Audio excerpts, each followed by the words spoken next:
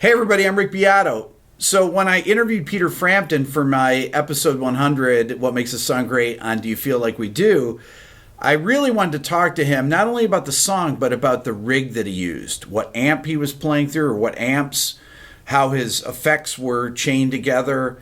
And it's a pretty complex setup. He starts out by saying, oh, it wasn't that complex. And then by the time he gets done describing it, you realize it was very involved. Here's my interview. Thank you for doing this. Really appreciate it. Oh, I appreciate you, man, because I don't know, you just freaked me out with that piece on me. I never think of myself as someone to be, I guess I'm being modest, but it's wild that so many people want to know how I play. So I'm very, very honored that you wish to do what you've already done, let alone this. Oh, this is really exciting. I've been waiting to do a What Makes This Song Great video on you, but I thought I would save it till 100. Oh, okay. Is that what it is? Yeah, that's why I haven't done an episode specifically related to this song or, for the series. I got it. And okay. I hope that Peter will be actually in the video. I've never actually had. This is what I would like this series to become. Right. Is to actually have the artists in there. Have you got enough guitars there, man? I have a few. Yeah, you do. I'm sure you have a lot of guitars too, Peter. Yeah, no, the thing is, you always need one more. I keep telling my wife that anyways. Yeah, to no avail, apparently. I actually talked to you about this song when I interviewed you in Nashville back in 2018, and we talked a little bit about the writing of the song. And I'm going to include some of that video because you're playing your guitar, and you talked about how you started with the original riff, and then you said, "Why don't we go up a third?" But I want to talk about some of the particulars as much as you remember. First, I'm going to start with your setup. Okay, so at the time.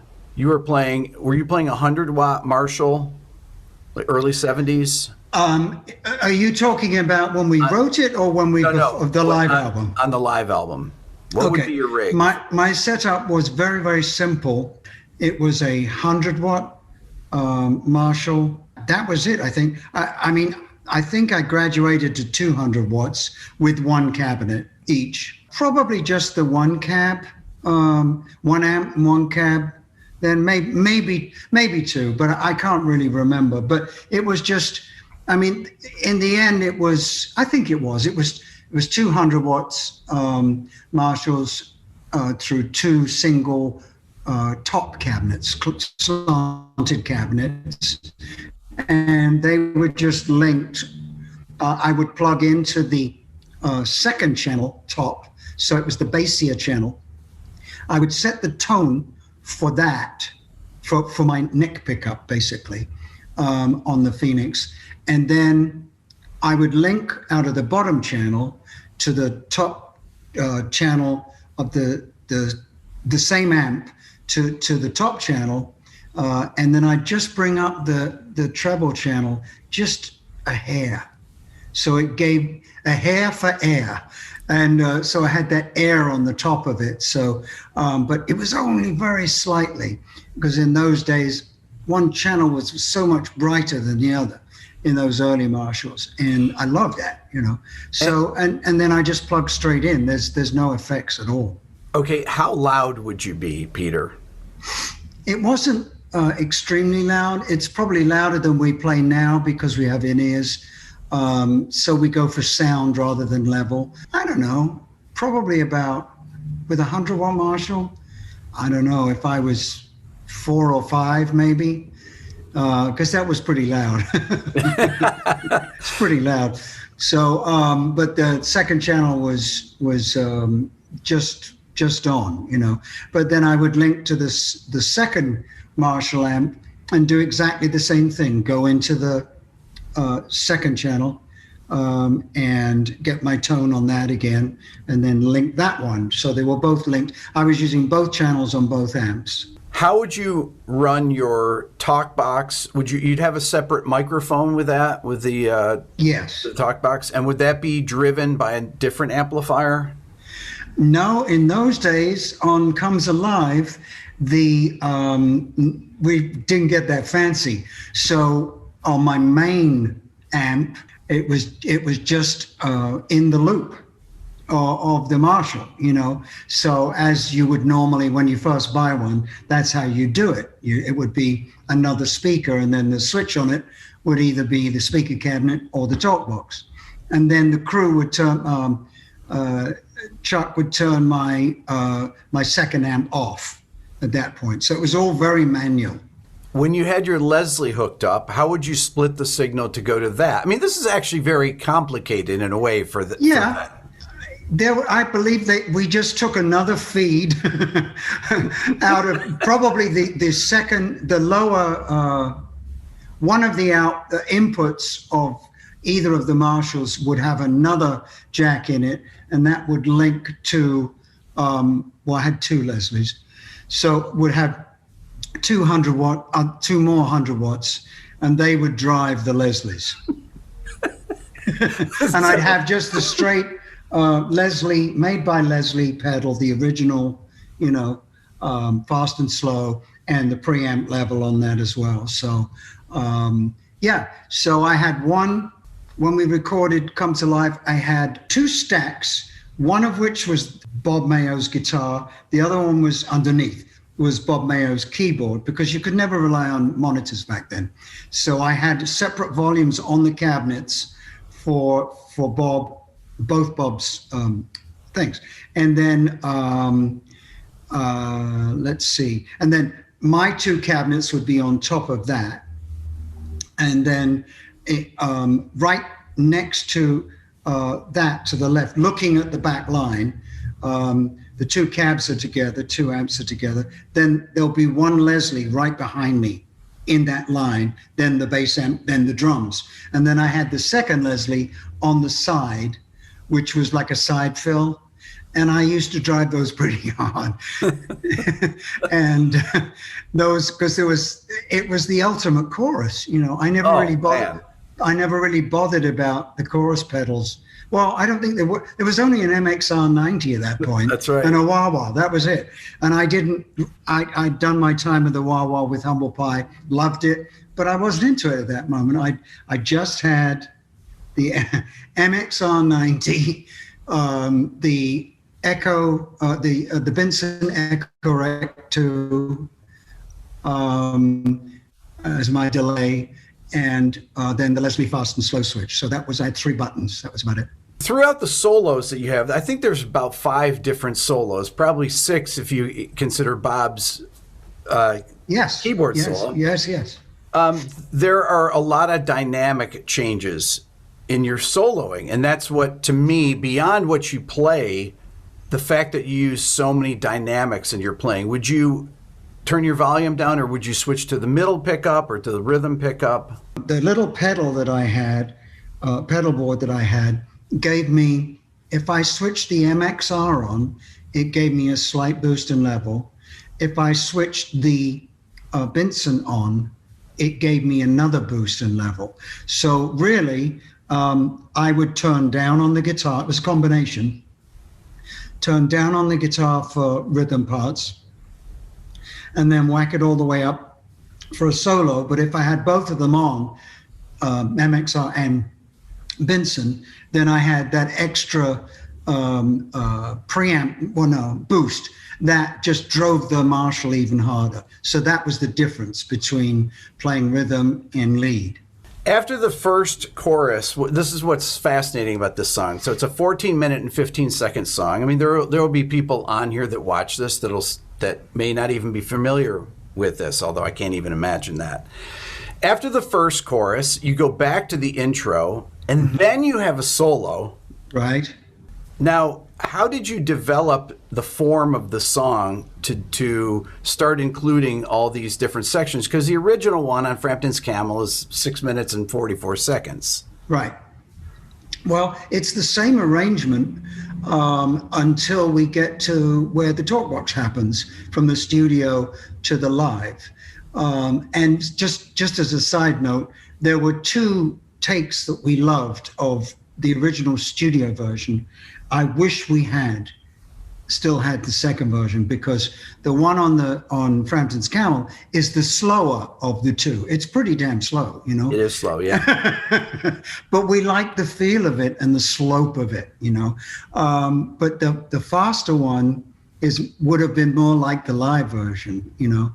But the arrangement, the solo is the same, I think, after the reintroduction. Everything's the same until we get to when it all comes down, and then there's Bob's solo, and then the Talkbox solo. Bob was immortalized in the song because of you introducing him with Bob Mayo and the keyboards. For good reason, too. He was a legend. Fantastic musician. Yes. Everyone knows Bob Mayo because of that. They know his name. They know him. I mean, this is actually really unusual that in this massive legendary song, you immortalize another one of the players. Yeah. Bob Mayo was so nice, I named him twice. Peter, this is another thing. Your voices blended so well together on the harmonies. Bob was an excellent harmony singer. Yeah. A chameleon as well, because, you know, he also did the same kind of stuff with Hall & Oates, Foreigner. And so he would morph into these different styles. And he was just one of those 360-degree players. Apart from being the library of music, I mean, he would not falter. You could call out any song, jazz, soul, you name it, whatever it was. You know, he knew everything, and the bastard had perfect pitch too. So, and I just, you know, we had a great relationship for many years, and even towards the very end, I think we were closer than ever. And yeah, it was very sad to lose Bob that way. You guys have a very similar harmonic sense, meaning the way that you would treat on that particular song, treat the chord progression and the solos. If you're going D to F to C to D, both of you would be changing keys. This is what the thing that turned me onto your playing with Humble Pie. I mean, through your entire career, right, you knew how to play over the chord changes. Now, I didn't know what that was. It just, I always, when you come back around from C back to D and you play the third and the D major chord, I always be like, that sounds so good. What is that? Why does that sound so good? I mean, I just started playing guitar. That was the biggest record out in the world. And I hear this. I mean, this is why this is so influential to me. I literally was just a beginner, and I had to know what you're doing. It just, everything sounded so right to me. And it didn't sound like anybody else that I was listening to at the time. Oh, well, thank you. I don't know the answer to all this, you know, because this is just something that I developed by my not following the herd not following the herd of other guitar players that just went Eric and Peter Green and, you know, Mick Taylor, and they're phenomenal players. And I knew this, and I think I told you that I felt they were the blues that they were playing, all of them, if you put their styles all together, that's a thesis right there. You know? And I just thought, I can't, as much as I love it, if I go down that road, I'm going to be just one of many. And I just thought, well, I started off listening to Hank Marvin and Django Reinhardt the same days, you know, because my parents listened to Django and the Hot Club de France. And I just thought, my love is really for jazz, even though I'm not a jazz player, but I love being influenced by that. And the special notes, those that some people might call wrong, but I call perfect. You know, just because you're an A doesn't mean to say you can't play in the key of B. You know, there's certain things that you can do, you know. Your soloing, though, always to me, it didn't sound like necessarily like a jazz player, but it sounded always like it was influenced by a jazz player. If you take your solo on Something's Happening, you followed those chord changes so perfectly, and that really helped me with my ear to know where to go. Like, why does he go to he always goes to the right notes on when the chords change, and that really was made a huge impression on me. Well, it was basically just go da da da da da da. I just played the triad of the chord we're going to, you know. Right. So it's kind of playing it safe. It was definitely not playing it safe. It was so right on. So, how many different versions did you choose from for that song, for example, for the record? Do you remember? Something's Happening, or yeah, no, for Do You Feel Like We Do? One version. One version, okay. No, everything bar the acoustic numbers and Baby I Love You Way and Show Me the Way and maybe one other. All came from that one night at Winterland in San Francisco. There was one, I remember reading this, or maybe you told me this, that on one of the songs that the kick drum mic had gotten bumped. What was that? So I always try to remember. Was it one song that happened and it moved 90 degrees away or something? Yeah, I kicked it. It's all my fault. But it was, you know, if there's the bass drum skin, you know, obviously it was like this, you know. We didn't have a hole in the bass drum. We just used dampers because I wanted the more puffy bass drum sound. And then I kicked it so it was like this, you know. So Chris Kimsey, who mixed it, was just, you know, beside himself. And we didn't use samples in those days, so right. he just futzed with it until it sounded good, you know. So when I talked to Chris a couple weeks ago, he said I didn't really use effects on the voice. It was just use the room sounds that were there. He said there was very little effects on the mixes for the whole record, really. Mm-hmm. Mm-hmm. It was just using the natural room sounds, and there's really, you know, that was the sound. Yeah. Well, it's like there's rooms that just have this incredible sound for recording. I've only recorded in a few of them, but I can tell you that the Fillmore East, the Academy of Music in New York, and the Beacon now, incredible rooms to record in for theaters. And up one level was Winterland, because that was, Beacon would be 2,400 or something. Winterland was, I believe, like at least 5, maybe 7,500. It was just a bigger room sound. It just had that room sound that you could bring up because it didn't have that awful slap, or it wasn't too late, you know. And we would move the mics by turning the tape upside down and playing it backwards and then delaying them so that when you turned it back, that the room sounds would actually be closed, the back room would actually come closer. We did a lot of little tricks like that, but it was basically just, as Chris has obviously said, it was literally just the room sound was so gorgeous, you know. And when Chris was mixing it, you would be right there, right? Yeah. Yeah. Oh, he did tell me that. Uh-oh. No, he told me that he said that you had mixed you only mixed one side of the one record, and then you played it for the label, and they said, "Where's the other half of the record?" Exactly. Jerry Moss, the M of A&M,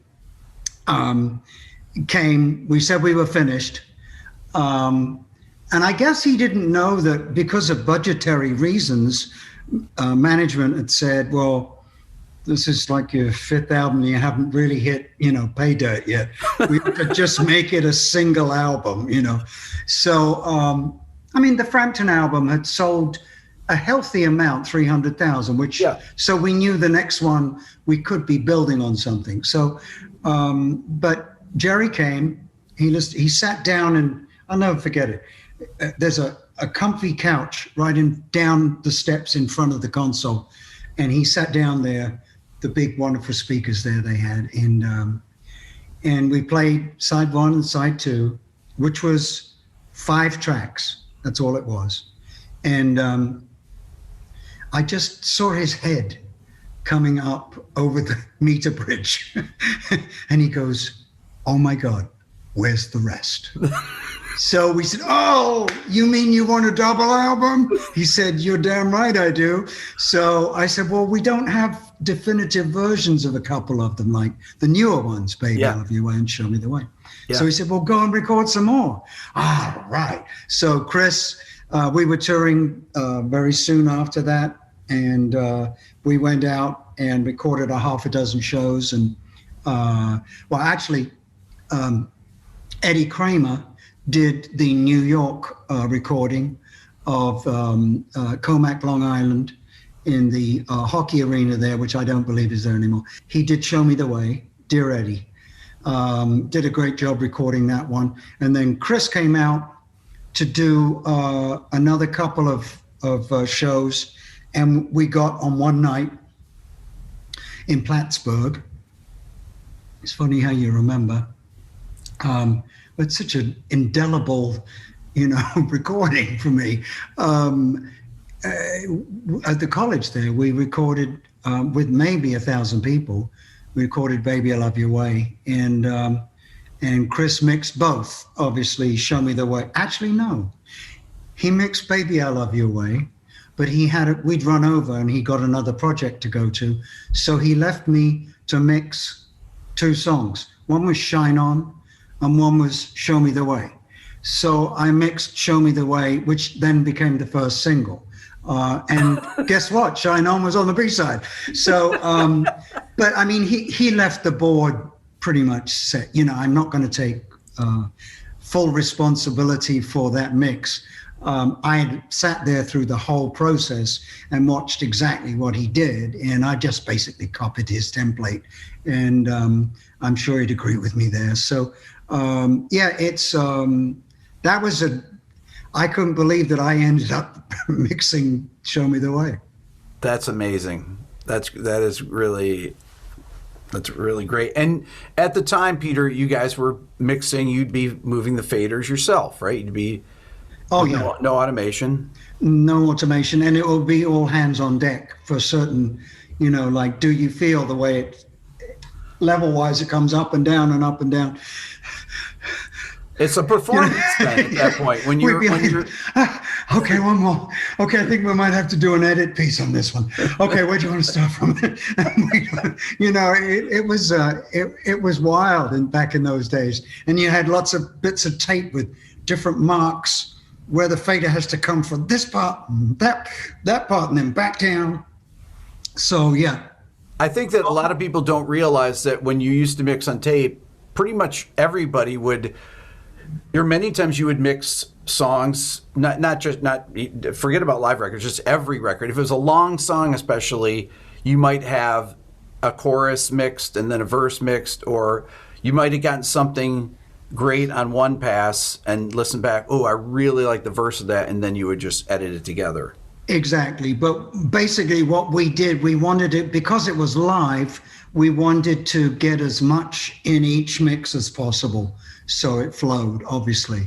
But I think there's an edit when it builds up, one that I remember, when it builds up to wow, on the downbeat there of the beginning of the end section. When it goes, that's an edit right there. When you're playing the D chords up at the top. Yes.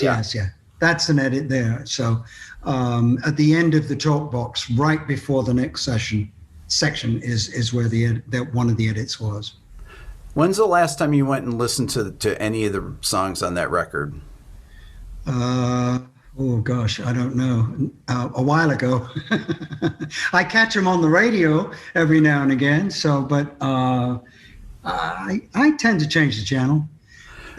Did it surprise you that radio stations? I know there were edits of "Do You Feel," but when I was growing up, radio stations would play the whole song. I know, yeah. And we did a 7-minute edit that was the single, which got to like number 17 or number 21 or something in Billboard, which I couldn't believe. But then in New York, PLJ radio station, which was the sort of the top 40 FM station, they did their own edit. Ooh, not so good. But hey, it was everywhere. Like I said, it's tend to change the channel because it was all a bit too much. There's a great video of you on Midnight Special where you guys are playing the song, and you do a really long version of the song as well on there. Yes. And you never play the same solo ever. No. Did anyone play the same solos back then? I don't know really. I think there's as many people back then that had played worked out solos as people that just, I don't think Santana ever played the same solo. I don't know, but you always improvised your solos, always. Mm-hmm. Yeah, every time. And that's there's a story behind that Midnight Special. So during the afternoon when we're doing camera rehearsals and everything, he had chosen the director, lovely man, and he was sitting right in front of the stage and watched, and he said, well, we need like 3 or 4 numbers, and so we did Do You Feel, Show Me the Way, Money, and Nowhere's Too Far. And then I finished, I came down, I sat next to him, I said, what do you think? And he said, oh, I love those. He said, we'll do all those. And I said, well, you know what? Our next single is this other one called Baby, I Love Your Way. He said, let me hear it. So we went back up and we played it, and he said, yep, let's do that one too. So that one almost didn't make it as part of the show. And now, of course, they split that into so many different shows, 1 song here, 2 songs there. But yeah, what a great guy. He was things were so different back then. It wasn't like, well, how long is it? It's got to be 3 minutes. There's none of that anymore, And if you want to be on a late night show, or even Saturday Night Live, if you look at the amount of time it is for the music section, it's like this minuscule little leg, everything's. Don't people like to see music? I thought they did. But it's like everything has to be edited down to 3 minutes for our attention span. And that wasn't the case back then. I'm glad I grew up then. Yeah. Peter, I did a video. You probably didn't see it, but I did a video where I reimagined Stairway to Heaven. And it was... Did you see it or not? And I imitated you, what I think you would have played, and my friend Phil X imitated Eddie Van Halen. It was actually the day before Eddie died, and then Eric Johnson played on it. And so if you haven't seen it, I'll send it to you. But it's I heard about it. I have not seen it, but thank you. It was my best imitation of you. So I can't wait. All right, wonderful. Peter, thanks so much for today, and it's great to see you again. Same here, and I hope we can meet in person in the not too distant future one more time. I'm sure. Yeah. All right, thanks. I'd like to once again thank Peter for being part of that episode. If you haven't seen it, go check it out on my main channel. The link is in the description. And don't forget to subscribe to this channel and leave a comment, like the video. Thanks so much for watching. That's all for now. Don't forget to subscribe. If you're a first-time viewer, ring the bell. That'll let you know when I go live and when a new video comes out. Give it a thumbs up. Leave a comment. That's very important. If you're interested in the Beato book, go to my website at www.rickbeato.com. Follow me on Instagram at rickbeato1. Check out the new Beato ear training program at beatoeartraining.com. And if you want to support the channel even more, think about becoming a member of the Beato Club. Thanks for watching.